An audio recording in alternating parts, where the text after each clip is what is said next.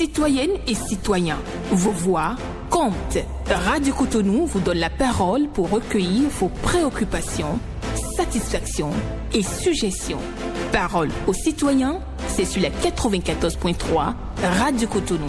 Parole aux citoyens, rejoignez-nous du lundi au vendredi de 9h à 9h30 en composant les numéros 40 11 17 18 ou 50 52 52 73. Radio Cotonou, la voix des Cotonois.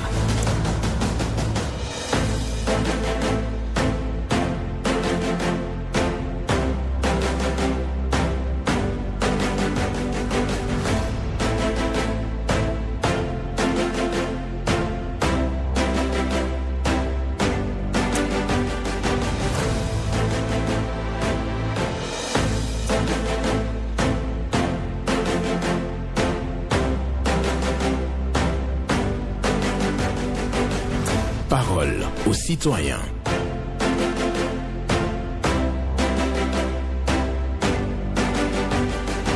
Parole aux citoyens. Honoré Naoum.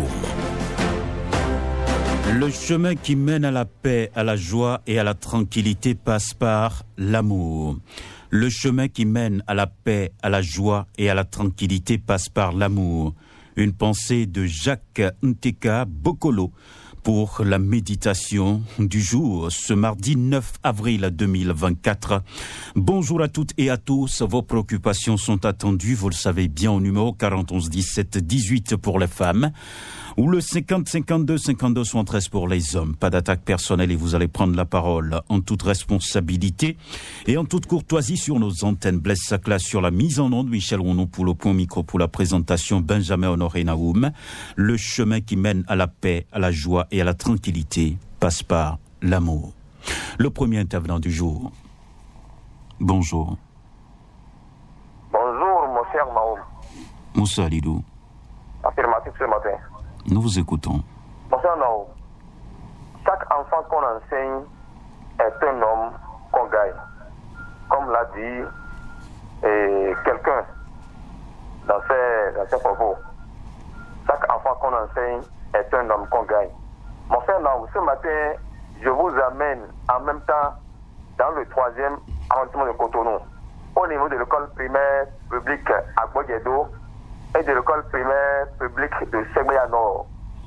Mon cher Naoum, ces deux écoles dont je viens de citer, c'est des écoles où chaque fin d'année, nos enfants vont souvent composer le CEP au niveau de ces écoles. L'école primaire publique d'Agboyedo et de Segbeya Nord. Vous voyez, mais ce que nous voyons est que les murs de clôture de ces écoles sont effondrés, mon cher Naoum. C'est effondré. Et je vous dis que à chaque fois que je passe par là, moi, ça me fait honte. Que vraiment, nous sommes dans quel pays? Je me pose des questions par rapport à ça. C'est comme ça maintenant depuis des années. L'année passée, c'est comme ça, et ils ont composé comme ça dans ces écoles, mon cher Naoum. Je demande à la mairie de Cotonou, je demande à ceux qui sont en charge de cela, ils n'ont qu'à tout faire ou nous refaire les clôtures de ces écoles. Car vraiment, tous les jours, si les gens passent par là, c'est que ça sonne mal. C'est que on ne comprend pas rien. Merci. Ils n'ont qu'à tout faire pour réparer cela avant le CP de cette année. D'accord. Merci beaucoup à vous, Moussa Alidou, pour votre passage ce matin pour parler donc de la clôture des écoles en difficulté donc dans certaines localités. Oui, la clôture de l'école primaire publique d'Agboyedo, école primaire publique de Segbeya Nord. Les clôtures de ces écoles-là se sont effondrées et donc Moussa Alidou vient à l'antenne ce matin pour demander la réparation ou la reconstruction de la clôture de ces écoles primaires publiques évoquées plus haut. Merci de passer par ici pour aborder donc ces préoccupations. 40 11 17 18 50 52 52 113. On va prendre une autre personne. Bonjour. Bonjour, monsieur Honoré. Oui, bonjour à vous. Votre nom? Je m'appelle Christian Ayaï, je vous appelle depuis Calavi à Conville. D'accord, nous vous écoutons. Monsieur le journaliste, j'ai deux préoccupations ce matin. Le dimanche dernier, le porte-parole du gouvernement, M. Léandre Ombedi, a été reçu sur l'un des radios à la place, je le nomme la BIP Radio, et la journaliste lui posait des questions sur la répression, comment vont les choses sur le terrain, le problème du casque, comment le gouvernement est en train de se prendre les dispositions pour subventionner les casques. Vous savez ce que le porte-parole a dit? Il a bien dit qu'un parent qui a acheté sa moto, bien acheté la moto à son enfant, comment il peut être incapable d'acheter un casque de 10 000, de 15 000 pour ce dernier? Ça veut dire que le gouvernement se fout de nous, les populations. Comment vous pouvez dire ça? Comment vous pouvez dire ça? Monsieur le journaliste, est-ce que le porte-parole du gouvernement peut venir sur les affaires et dire ça? Au moins, il peut dire quelque chose pour nous soulager. Mais de nous dire qu'au moins nous devons avoir l'argent pour acheter des casques, ça veut dire qu'il ne sait pas comment les populations sont en train de souffrir. Disons la vérité et laissez. Et c'est pour ça que vous pensez que le gouvernement se fout de vous? Mais, ok, répondez-moi ce qu'il a dit. Bon, moi, j'ai pas à vous répondre, je vous en prie. J'ai pas à vous répondre. D'accord. En tout cas, ce que moi je sais, oui, c'est que ce qu'il vient de dire devant toute la population, c'est pas bien. D'accord. Ça les honore pas. Je préfère ce langage-là. Ça me rassure beaucoup plus, je vous en prie. Merci. D'accord. Mon seconde préoccupation, rapidement. Et la madame lui demandait aussi comment vont les chertés des matières premières, comment le gouvernement est en train de prendre des dispositions pour subventionner, par exemple, le maïs actuellement à 450 francs le mesure. Et le journaliste a dit que ce qu'il sait, c'est que ça ne va pas rester sur le même prix pendant un an. En tout cas, et la dame disait, qu'est-ce qui a amené cette chose-là? Il ne voulait pas répondre. D'accord. Merci beaucoup. Merci. D'accord. Merci beaucoup. Le temps qu'on vous a accordé est largement parti. Vous allez donc poursuivre une autre fois demain si vous avez la ligne. Bonjour. Monsieur Honoré Benjamin Naouma. Bonjour à vous, madame. Dame Patricia. ACD. Oui, de Calavi. D'accord. Nous vous écoutons. C'est deux préoccupations, monsieur Naouma. Oui. La flambée des prix des denrées alimentaires. Le gouvernement n'a qu'à encore ouvrir le NASA. Si n'a qu'à financer le NASA, sinon les denrées sont trop chères. Trop chères. Le maïs qui se vendait à 200, 250 est venu à 400. Donc, elle n'a qu'à avoir pitié de nous. C'est la première préoccupation. La deuxième préoccupation, monsieur Naoum, les conducteurs. Ils n'ont qu'à, ils ont soufflé les voies. Hier, j'ai assisté à une scène là, sur la voie de Porto-Novo. En laissant tout juste après les taux d'âle. Quand on quitte Porto-Novo, il y a les taux d'âle quelque part là. Oui. La voiture a fait tourner. Il a ramassé 3 conducteurs de moto. Les conducteurs sont montés le coup. Mais lui, on l'a mis quelque part au bout de là. C'est à cause de l'excès de vitesse. C'est ça. Les conducteurs n'ont qu'à prudent sur les voies quand même. Là, on veut les gens pour travailler. Mais si les conducteurs qui avec une voiture, passant par là, c'est pas non, je comprends très bien. Oui. Il a fait son nom, il faisait son nom. Moi, c'est ce que les gens disent, mais mon femme est arrivée après l'incident. Oui. Et maintenant, il disait ça, il a fait son nom. Donc, prudent sur les voies, surtout sur la voie de Porto-Novo, là, il faut beaucoup faire attention. D'accord. Merci beaucoup à vous, Madame Patricia Célé, pour votre participation à cette émission du jour. Et oui, la sensibilisation est là. Il faut lutter contre l'excès de vitesse sur nos routes. Auditeur en ligne, bonjour. Bonjour, excellent journaliste, Monsieur Naoum et son technicien du jour. Paul Chaudaton. Que Dieu vous garde les mains de nos ancêtres. Amen. Ma première préoccupation, Monsieur Naoum, la police républicaine m'a vu les soutenir pour le port de casque et le respect de la piste cyclable ainsi que la suite.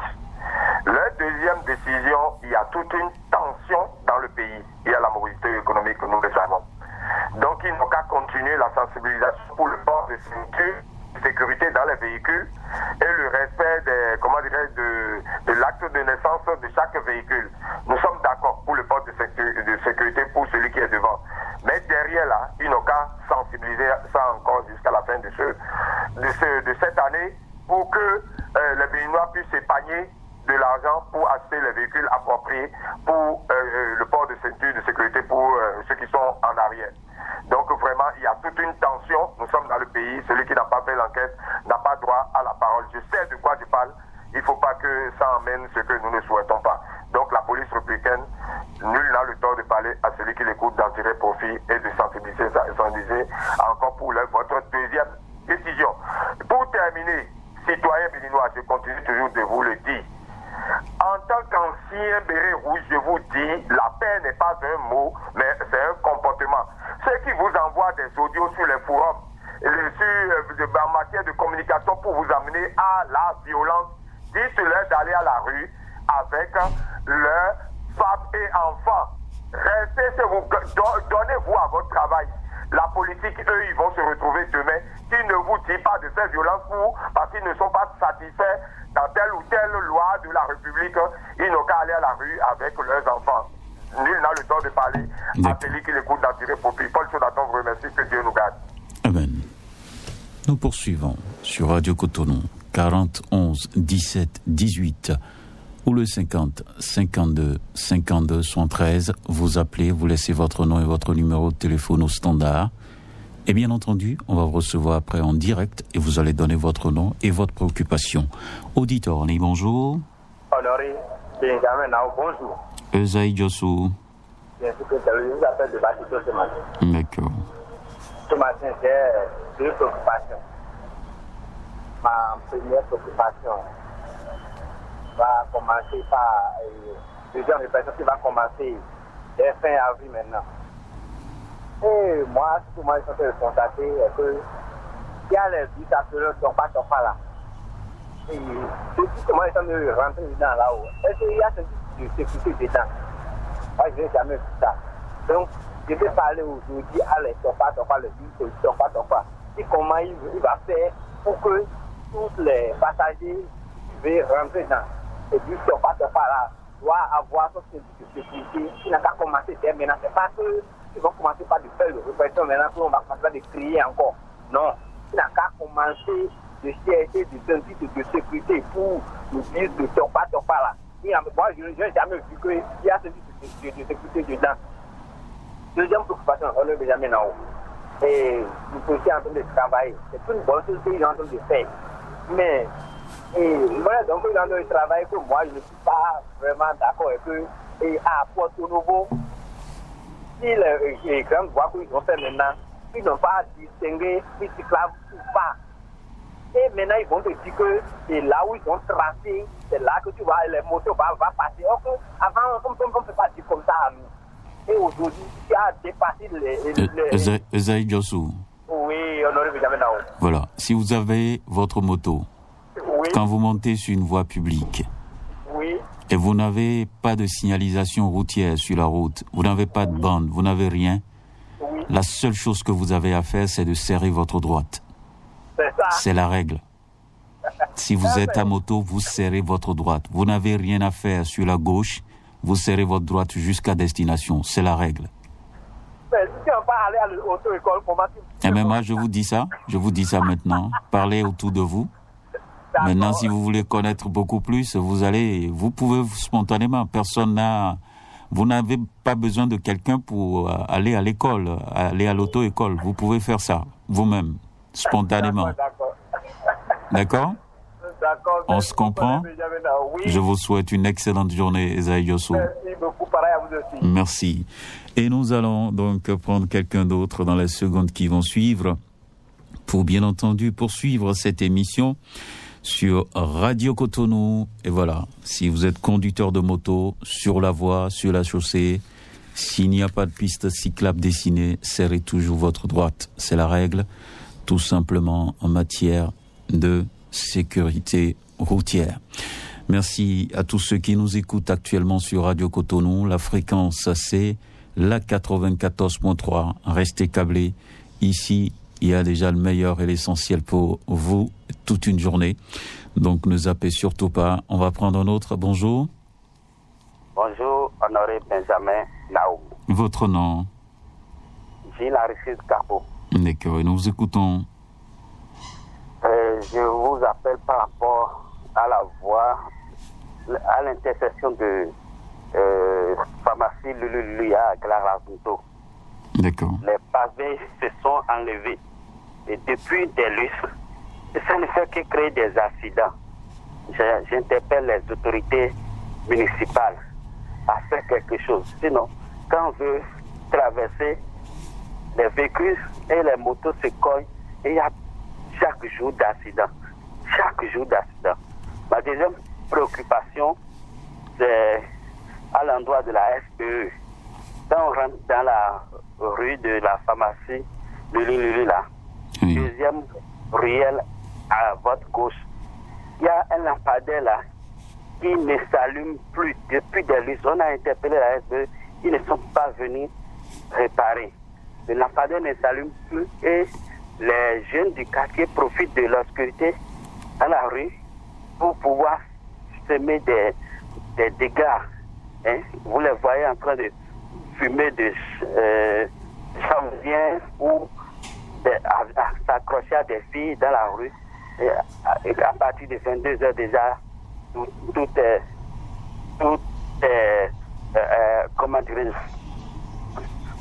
en place pour que les délits soient commis.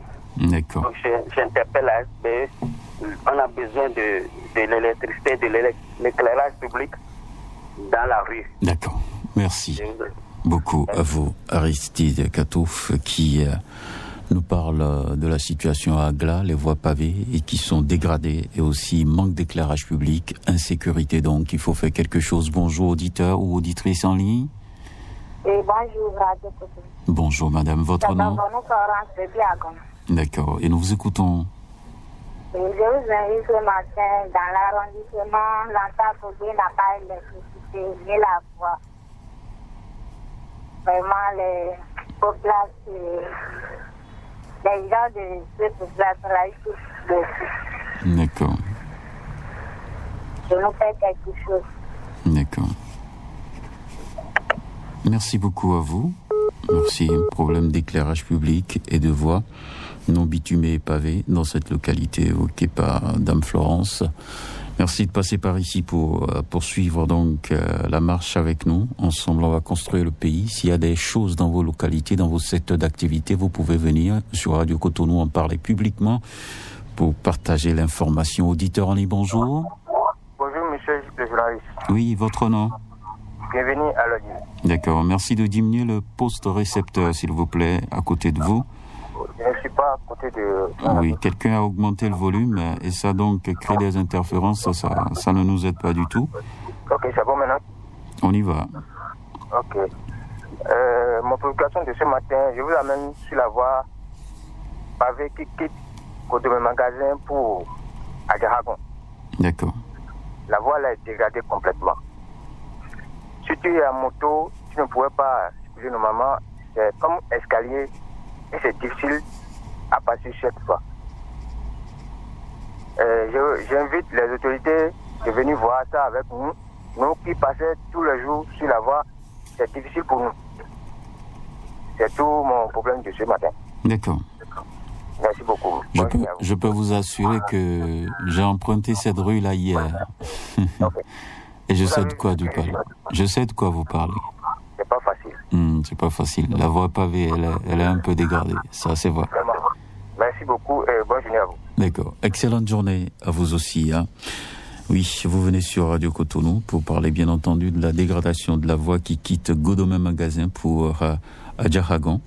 Une voie pavée donc un peu dégradée, ou bien je dirais même très dégradée par endroits. Si c'est la réalité dans nos villes, quelques difficultés, mais les gouvernants continuent donc de travailler. On espère bien que quelque chose se fera sur cette voie-là. Les autorités sont à l'écoute et une satisfaction sera apportée d'une manière ou d'une autre. Merci à chacun et à tous. 40 11 17 18 50 52 52 73. Vous appelez et vous passez en direct pour évoquer vos préoccupations, satisfactions et suggestions. Je le disais tantôt, même les réalités dans vos secteurs d'activité, vous pouvez en parler. Bonjour. Alors bonjour, monsieur le journaliste. À qui avant de l'honneur, madame? Je m'appelle Gouyemi Pascal. Et nous vous écoutons. Ok, en tout cas, pour le français, je vais faire effort. Allez-y seulement. Ok, j'ai appelé, je vais aller chez le feu qui est devant le boulangerie Saint-Daniel là. Oui. Ça ne travaille pas dessus. C'est ça. Ça, c'est à Godomé, ça. Oui, c'est à Godomé. Oui. Et pour le CG aussi. Oui. Maintenant, la deuxième est partie dans la maison des jeunes à Godomé. Depuis à CA et le maire de Calavi de venir voir la maison des jeunes, c'est trop sale. Ça, là, on n'appelle plus la maison des jeunes, on appelle ça la maison des ordures. C'est trop sale. Et les jeunes là même sont où? Les jeunes de Godomé sont où? Et la maison est dans cet état? En tout cas, on va mobiliser aussi toute la jeunesse de Godomé à aller nettoyer, à faire la salubrité. Ça là, c'est vrai quand même. Mais c'est trop sale. Oui, oui. Pour nous aider c'est ça. À nous arranger ça. Oui, les autorités doivent mobiliser la jeunesse pour faire l'entretien des lieux. Oui. D'accord. Merci. Ok, merci beaucoup. Et bonne journée. Bonne journée à vous aussi. Hein. Merci de passer par Radio Cotonou pour évoquer vos préoccupations. Les jeunes de la commune de Calavi, on vous réclame à Godomé pour entretenir votre maison. C'est la maison des jeunes quand même. Bonjour. Bonjour. Qui avons de l'honneur? Agbo-Jules. Agbo-Jules, nous vous écoutons. J'ai été à remercier ce matin et comment dirais-je, le gars qui a fait le truc là. Qui a fait quoi? Terrain. Celui qui a fait des terrains souvent là. J'ai été à le remercier ce matin pour sa sensibilisation. Ah d'accord. Vous parlez de Paul Chaudaton. Justement, pour sa sensibilisation envers les citoyens béninois. D'accord. C'est ça, un leader d'opinion. Voilà. Merci beaucoup. D'accord. C'est tout? Et voilà, l'auditeur Jules Agbo vient célébrer un autre auditeur sur nos antennes. Il vient célébrer Paul Chaudaton. Pour lui, hein, il vient souvent sensibiliser les gens et c'est un plaisir pour Jules Agbo. Voilà, Paul Chaudaton, vous êtes célébré ce matin à l'antenne. Et oui, c'est ça, hein. Chacun a sa référence dans la vie. Et donc, Jules Agbo vous envoie un coucou. Merci à vous deux. Merci de passer par Radio Cotonou pour évoquer vos préoccupations, satisfactions et suggestions. Nous avons encore quelques minutes à passer ensemble avec vous ce matin. Oui, l'émission qui vous donne la parole. Et vous prenez donc cette parole en toute responsabilité et en toute courtoisie. Bonjour. Bonjour, Monsieur Naoum. Oui, votre nom? Nikel Atchadé, votre homme serviteur. Et nous vous écoutons. Monsieur Naoum. Oui. Aujourd'hui, tous les arguments de nos dirigeants pour la répression féroce du non-port de casque par les usagers vont dans le sens de la protection de la vie humaine, c'est-à-dire de la vie des Béninois. Nous en prenons parce que nous sommes légalistes. Oui. Seulement, nous voudrions souffler à leurs oreilles qu'aujourd'hui au Bénin, ce n'est pas seulement le non-port de casque qu'il faut réprimer. Il faudrait aussi réprimer et surtout la cherté de la vie au quotidien. Les Béninois mangent mal, sinon pas. Pour certains, d'accord? Et ceux qui arrivent à trouver quelque chose à manger, ils mangent n'importe quoi et n'importe comment. Ce qui entraîne les insuffisances rénales, les crises cardiaques. La vie est chère et très difficile dans notre pays. il faut aussi penser à réprimer cela. Monsieur Naum, concernant les insuffisances rénales, aujourd'hui, parce que je suis tombé sur une écrit aujourd'hui qui m'a pénétré, qui m'a foudroyé. Aujourd'hui, les dialysés, pour se prendre en charge, ceux qui ne sont pas déjà permanents, doivent débourser 210 000 francs par semaine. Quel béninois pourrait le faire? Et bonjour, la mort subite. D'accord. Beaucoup de nos compatriotes décèdent pour cela. Il faudrait que nos gouvernants, à défaut de prendre cela en charge, parce qu'ils ont dit que l'État n'est pas capable de le faire, alors que ça se faisait avant, pense à comment alléger le quotidien du Béninois. D'accord. Au lieu de réprimer de façon féroce le casque. Merci beaucoup à vous, Nikeza Tchadé. Vous avez dépassé largement le temps. Et voilà. Il parle de vie chère. On mange très mal et donc ça crée des soucis de santé. Bonjour. Oui, bonjour, monsieur Lang. Oui, bonjour, madame. Oui, moi, c'est beaucoup Esther. Et nous vous écoutons. Ma préoccupation aujourd'hui de ce matin, c'est par rapport aux pièces refusées là. C'est tellement beaucoup maintenant. Il n'y a pas assez d'argent dans le pays. Et dès que tu prends une petite pièce ou un petit billet qui n'est pas neuf là, on te refuse ça. C'est pas bien. Si on peut nous aider à gagner sur ça, sincèrement, que si quelqu'un refuse les pièces, ils vont les arrêter ou bien quelque chose qu'on peut faire pour que si vous présentez une pièce et que quelqu'un refuse là, allez voir la police. Portez plainte. Il faut avoir le courage de porter plainte. Parfois c'est pas, la personne n'est pas sur place, vous voyez, non? Oui, oui.